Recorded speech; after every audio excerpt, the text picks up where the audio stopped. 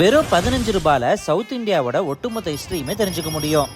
அதுக்கு நாங்க இன்னைக்கு இந்தியாவிலேயே 2வது பழைய மியூசியமான சென்னை எக்மோர்ல இருக்க கவர்மெண்ட் மியூசியம்க்கு தான் வந்திருக்கோம். 1851ல பிரிட்டிஷால ஸ்டார்ட் பண்ணப்பட்ட இந்த மியூசியம் வேர்ல்ட்லயே ஒன் ஆஃப் த ஓல்டஸ்ட் மியூசியம்னு கூட சொல்லலாம். இந்த மியூசியம் மொத்தம் 16 ஏக்கர்ல 6 பில்டிங்ஸ்ல 46 செக்ஷனோட செயல்பட்டு வருது. இந்த மியூசியம்குள்ள national art gallery, archaeology, zoology, coin museum, sculptures, children மியூசியம்னு சொல்லிட்டு ஏராளமா வச்சிருக்காங்க. இதுல முக்கியமா 1 லட்சம் வருஷத்துக்கு முன்னாடி பயன்படுத்தப்பட்ட ஓல்டு ஸ்டோனேஜ்னு சொல்லப்படுற காலகட்டத்தோட கற்கள்லாம் வச்சிருக்காங்க. அது மட்டும் இல்லாம பழைய சோழர் காலத்தோட செப்பேடுகள், சோழர் காலத்து நாணயங்கள்னு சொல்லிட்டு ஏராளமான பொருட்கள் இங்க இருக்கு. அது மட்டும் இல்லாம இந்தியாவிலேயே one of the largest bronze கேலரியும் இங்க தான் இருக்கு. இங்க 1000-2000 ஆண்டு பழமையான நிறைய வெங்கல சிலைகளை உங்களால பார்க்க முடியும். ஒரு பில்டிங் ஃபுல்லாவே அவ்வளவு சிலைகள் பார்க்கவே சூப்பரா இருக்கு. அது மட்டும் இல்லாம யானையோட பெரிய திமிங்கலத்தோட எலும்பு கூட எல்லாம் இங்க வச்சிருக்காங்க. இதை தவிர பண்டைய காலத்து ஓவியங்கள், ரவிவர்மா வரைஞ்ச ஓவியங்கள்னு சொல்லிட்டு ஒரு பெரிய ஆர்ட் கேலரியும் உள்ள இருக்கு. இது மட்டும் இல்லாம புத்தர், சமண காலத்து கல் சிலைகள், ஏராளமான முக்கியத்துவம் வாய்ந்த பொக்கிஷங்கள்